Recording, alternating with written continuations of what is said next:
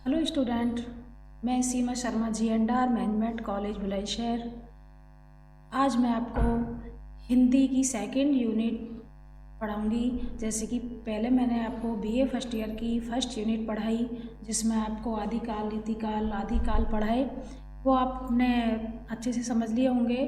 तो छात्रों, आज मैं सेकंड यूनिट पढ़ाऊंगी आधुनिक काल, जिसका नामकरण 1900 से माना जाता है। इसकी परिस्थितियाँ और प्रवृत्तियों के बारे में बताऊंगी। तो छात्रों, आधुनिक काल को जो काल विभाजन है उसके बारे में डॉक्टर नगेंद्र के द्वारा दिया हुआ है, तो उसको मैं आपको बताती हूँ। पहला है पुनर्जागरण काल, जिसे भारतेंदु काल भी कहा गया। जिसे भारतेंदु काल इसलिए कहा गया, भारतेंदु हरिश्चंद्र हमारे कवि हुए, लेखक हुए, जिन्होंने हिंदी के जो जनक हैं भारतेंदु हरिश्चंद्र के नाम पर ही ये भारतेंदु काल पड़ा। तो छात्रों, एक बात और मैं आपको बता देती हूँ कि हिंदी भाषा के जनक भारतेंदु हरिश्चंद्र कहे जाते हैं। ये क्वेश्चन आपको GK में कई जगह आपको मिल सकता है कि हिंदी भाषा के जो पिता हैं, जनक हैं, किसको कहा जाता है, तो भारतेंदु हरिश्चंद्र आएगा। तो इसका जो समय है भारतेंदु काल का 1857 से 1900 तक है। फिर दूसरा जागरण सुधार काल, जिसे द्विवेदी काल कहा गया, जो महावीर प्रसाद द्विवेदी के नाम पर रखा गया, 1900 से 1918 ईस्वी तक। तीसरा काल आया छायावाद काल सन 1918 से 1938 तक आया, जिसके प्रवर्तक जयशंकर प्रसाद रहे। जहाँ छायावाद की बात होती है वहाँ जयशंकर प्रसाद हैं, उनका नाम जरूर आता है। फिर छायावाद के बाद का काल छायावादोत्तर काल कहा गया, जिसे 2 भागों में बांटा गया। प्रगति या प्रयोग काल 1938 से 1953 तक। दूसरा पार्ट है नवलेखन काल, सन 1953 से अब तक जो चल रहा है, ये है आपका आधुनिक काल।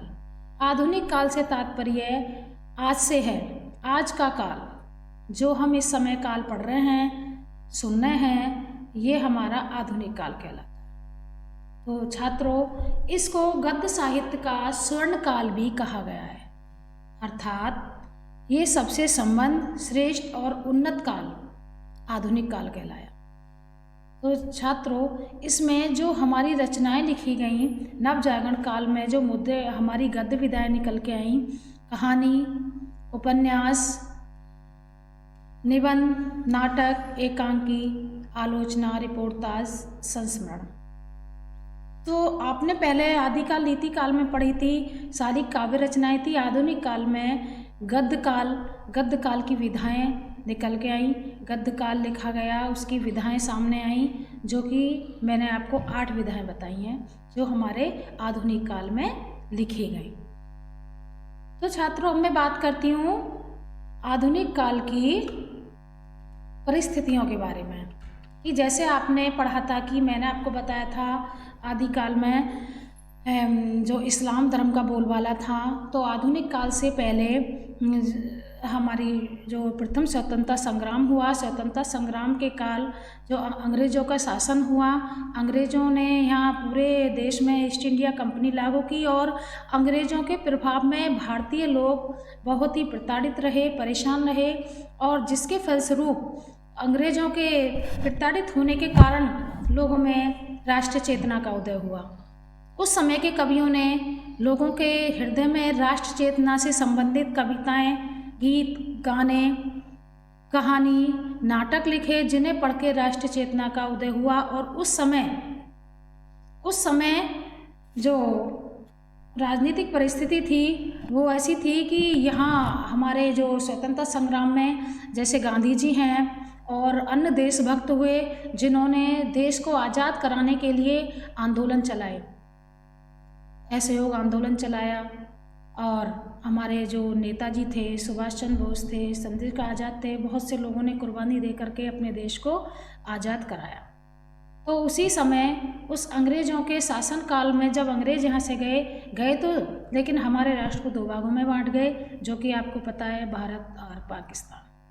तो छात्रों, जबकि राजनीतिक परिस्थिति के उस अंग्रेजों के फलस्वरूप ही राष्ट्र चेतना का उदय हुआ। तो दूसरा काल है सामाजिक काल। सामाजिक काल अर्थात जब यहाँ अंग्रेज थे तो हमारे समाज में बहुत सारी जो कुप्रथाएँ थीं वो लागू थीं। विधवा विवाह निषेध बताया, बाल विवाह, पर्दा प्रथा और दहेज प्रथा, बहुत सारे जो हमारे समाज में बहुत सारी प्रथाएँ थीं जिन्हें दूर करने के लिए काव्य को लिखा गया। तीसरा पॉइंट आता है वहाँ की परिस्थितियों की धार्मिक परिस्थितियाँ। अपने अपने धर्म के प्रति जो कवि हुए, जो लेखक हुए, उन्होंने धर्म के प्रति जनता को जागरूक किया और आस्था बनाते हुए अपने काव्य का निरूपण करते हुए दोनों में। तो देखिए छात्रों, मैं आपको बता देती हूँ कि आधुनिक काल में कवि भी हुए और लेखक भी हुए। कुछ आपको एक बात और बताती हूँ कि कुछ लेखक ऐसे हैं जिन्होंने काव्य में भी और गद्य और पद्य दोनों में रचनाएं लिखी हैं। जैसे जयशंकर प्रसाद है, महादेव वर्मा हैं, अजय प्रसाद द्विवेदी हैं और ये रामधारी सिंह दिनकर हैं। इनकी रचनाएं आपको गद्य और पद्य दोनों में मिलेंगी। सूर्यकांत त्रिपाठी निराला हैं। तो छात्रों, दोनों ने धर्म के प्रति आस्था से जोड़ते हुए लिखा। तो चौथा पॉइंट आता है आधुनिक काल की परिस्थिति में आर्थिक परिस्थितियाँ। उस समय की जो आर्थिक परिस्थितियाँ थीं बहुत ही नाजुक थीं, क्योंकि अंग्रेज गए तो वो अपने देश को बहुत गरीब बना गए थे। यहाँ की जनता को इतना निर्धन लाचार बना दिया था उन्होंने कि उनके पास कुछ भी नहीं था जीवन यापन करने के लिए उन्हें। और हमारा जो समाज था दो वर्गों में बंट गया, एक शासक और शासित। शासक लोग थे वो जो कमज़ोर लोग थे, मजदूर लोग थे, उनका फ़ायदा उठाते थे, अपनी मनमानी करवाते थे। और तो उस समय का वर्णन की स्थिति को देखते हुए, शासक और शासित काल को देखते हुए उन्होंने ऐसा वर्णन लिखा कि उसके उपलक्ष्य में मुझे एक दोहा भी याद आता है कि श्वानों को मिलता दूध वस्त्र, भूखे बच्चे उकलाते हैं, माँ की छाती से लिपट लिपट जाड़े की रात बिताते हैं। तो कवि ने बहुत अच्छा दोहा लिखा कि जो गरीब जनता थी वो हर तरह से परेशान थी और जो शासक लोग थे, धनवान लोग थे, वो हर तरह का ऐशो आराम करते थे। आर्थिक स्थिति संकट में थी। अब देखिए साहित्यिक परिचय। साहित्यिक परिस्थितियाँ ऐसी थी कि उन्होंने जब आधुनिक काल आया तो अपने स्वतंत्र रूप से अपनी साहित्य रचनाओं का सृजन किया। अपनी रचनाओं में वहाँ की यथार्थता को लेते हुए, स्थिति को देखते हुए अपनी रचनाओं का निरूपण किया, अपनी रचनाएं लिखी। तो छात्रों, ये हो गई आधुनिक काल की परिस्थितियाँ। अब आती हैं प्रवृत्तियाँ की बात, विशेषता की बात। तो छात्रों, इसमें सबसे पहले जो निकल के आई, जैसे मैंने आपको बताया कि अंग्रेजों का युग का उस युग में राष्ट्र चेतना दिलों के हृदय में जागृत हुई, अपने देश को आज़ाद कराया। तो इसमें स्वदेश की भावना पहला पॉइंट बनता है, स्वदेश प्रेम। तो हमारे गया प्रसाद शुक्ल कवि हैं, उनका एक दोहा याद आता है मुझे उनका दोहा याद आता है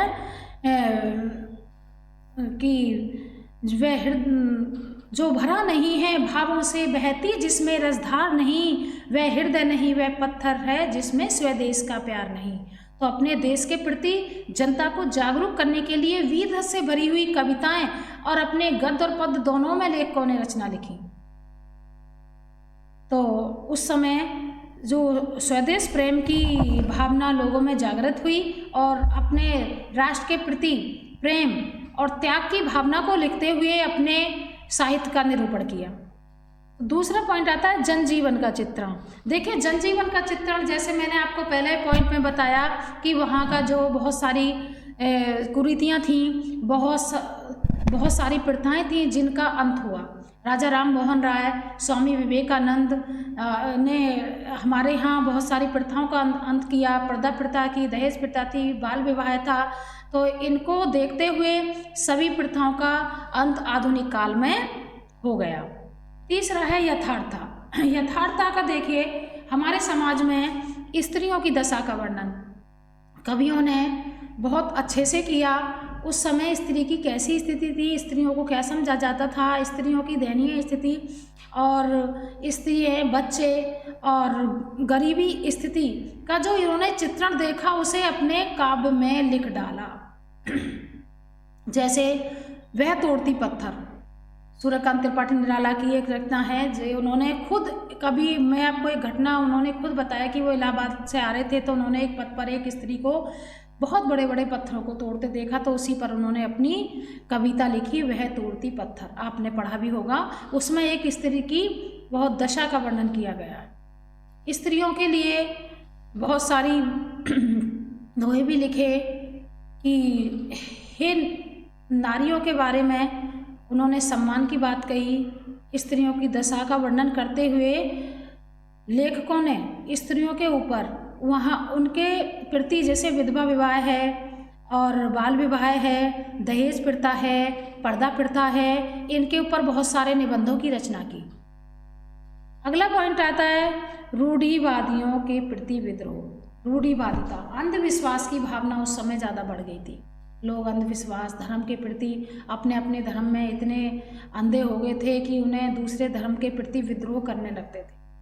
तो छात्रों, इसमें रूढ़िवाद के विद्रोह की भावना के प्रति उन्होंने अपनी रचनाएं लिख करके जनता को जागरूक कर दिया। बौद्धिकता की प्रधानता, अपनी बौद्धिकता का परिचय देते हुए आधुनिक काल के लेखकों ने जो काव्य लिखा काफ़ी सराहनीय रहा। उन्होंने जनता के प्रति, वहाँ की समस्याओं के प्रति, वहाँ के पर्यावरण के प्रति जनता को जागरूक किया। अब आता है नवीनता एवं विविधता। नवीनता, आधुनिक काल में तो जब सारा बदलाव हो गया, परतंत्र देश स्वतंत्र हो गया, सभी स्वतंत्र हो गए, तो आधुनिक काल में सारी रचनाएं में सबको नवीनता दिखाई दी। नवीनता के साथ उन्होंने काव्य का और गद्य और पद्य दोनों का श्रवण किया। तो छात्रों, अब है अहम भावना के साथ किसी के, पहले मैंने आपको बताया था कि पहले कवि जो होते थे, काव्य जो लिखते थे, पहले आदिकाल में जो काव्य लिखा जाता था आश्रय में लिखा जाता, राजा के अंडर में कवि रहते थे, लेकिन अब स्वतंत्र रूप से अपने विचारों का सृजन किया, अपने विचारों को लिखा। अहम भावना, अहंकार के साथ उन्होंने अपने काव्य का और गद्य और पद्य दोनों में रचनाएं लिखी। अब इसमें आई खड़ी, इसमें भाषा का जो निरूपण हुआ, पहले ब्रजभाषा का प्रयोग होता था, ब्रजभाषा के स्थान अब खड़ी बोली ने ले लिया, खड़ी बोली लिखने लगी। अलंकार, छंद, विधान, चौपाई, दोहा, सौठा, कुंडलिया, बरवे, ये सभी दोहा आने लगी। तो छात्रों, आधुनिक काल के बारे में मैंने आपको बताया। इसमें जो मुख्य गद्य विधाएं आई उनके बारे में बताया, जैसे कहानी, उपन्यास, निबंध, नाटक, एकांकी, आलोचना, रिपोर्टा, संस्मरण, ये सभी आए। तो इसमें अब मैं आपको, आपका 6 चैप्टर है भारतेंदु युग। भारतेंदु हरिश्चंद्र के नाम पर ये युग का नाम रखा गया, जिसकी प्रवृत्तियों के बारे में बताऊंगी। भारतेंदु युग के जो प्रमुख कवि हुए ये हैं भारतेंदु हरिश्चंद्र, बद्रीनारायण चौधरी, प्रेमदान, प्रताप नारायण बिष्ट, श्री राधाचरण गोस्वामी और राधा कृष्ण दास। तो छात्रों, ये कवि हमारे भारतेंदु युग के कवि कहलाए। तो छात्रों, कभी कभी क्वेश्चन पूछ लिया जाता है कि किन्हीं 2 भारतीय भारतेंदु युग के लेखकों के नाम लिखो, तो आप इनको लिख सकते हैं, इनमें से कोई भी 2 लेखक लिख सकते हैं आप। अब है भारतेंदु युग की प्रवृत्तियाँ, वहाँ की विशेषताएं। तो देखिए, जब हम भारतेंदु युग की विशेषताओं के बारे में बात करते हैं तो इसके कोई भी प्रवृत्तियों के 2 भाग बनते हैं। 2 भाग मतलब एक बनता है भाव पक्ष, एक बनता है कला पक्ष।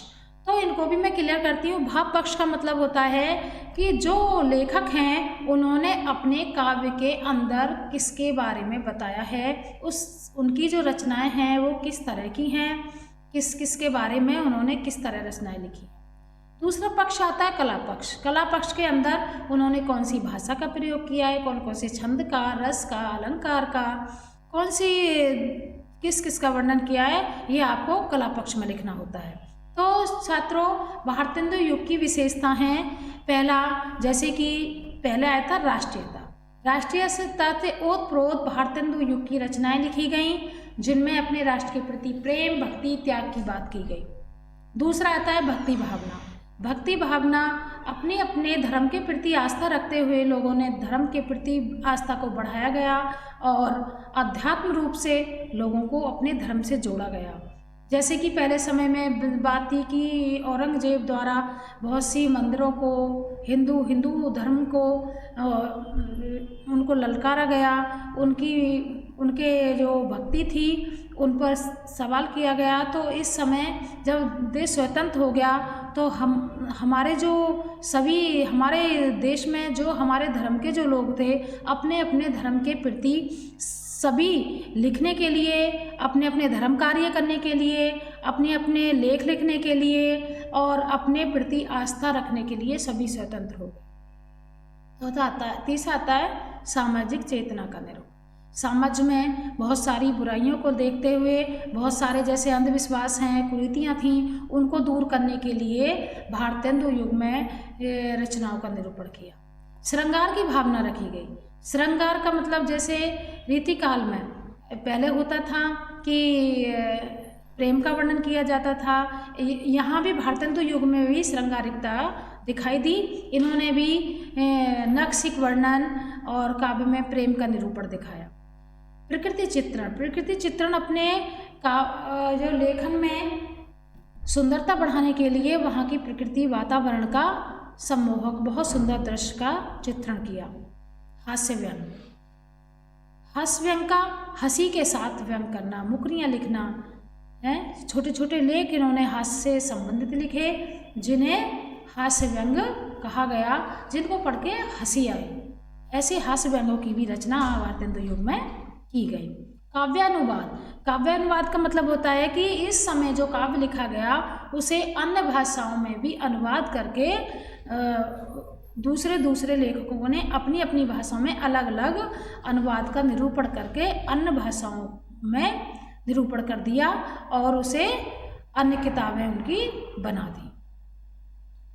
तो स्टूडेंट, मैं आपसे कहूँगी कि आप हमारे चैनल को लाइक कीजिए, सब्सक्राइब कीजिए। तो अब आता है कला पक्ष में भाषा, जैसे खड़ी बोली थी, ब्रज भाषा थी, दोनों भाषाओं का समावेश होकर के लिखा गया। छंद थे पद, चौपाई, दोहा, सौठा, कवित, सवैया, कुंडलिया। अलंकार काव्य की जान कहा जाता है। तो इन्होंने अपने काव्य में उपमा, उत्प्रेक्षा, रूपक, अनुप्रास, यमक, श्लेष आदि अलंकारों का निरूपण किया। भारतेंदु युग की प्रसिद्ध पत्रिकाओं के नाम, तो उद्दंड मार्तंड, दूसरी कवि वचन सुधा, तीसरी हरिश्चंद्र मैगनीज हिंदी कवि, आनंद कादम्बनी तथा ब्राह्मण्य थे। तो छात्रों, आज के लिए मैं यहीं विराम करती हूँ। अब मैं आगे की इसी यूनिट के आगे के जो काल हैं, अभी मैंने जैसे आपको बताया भारतेंदु युग, अगला चैप्टर 7 चैप्टर है द्वितीय युग और छायावादी युग। अब मैं कल आपको द्वितीय युग और छायावादी युग की प्रवृत्तियाँ बताऊँगी। तो छात्रों, हमारे चैनल को सब्सक्राइब कीजिए, लाइक कीजिए। धन्यवाद।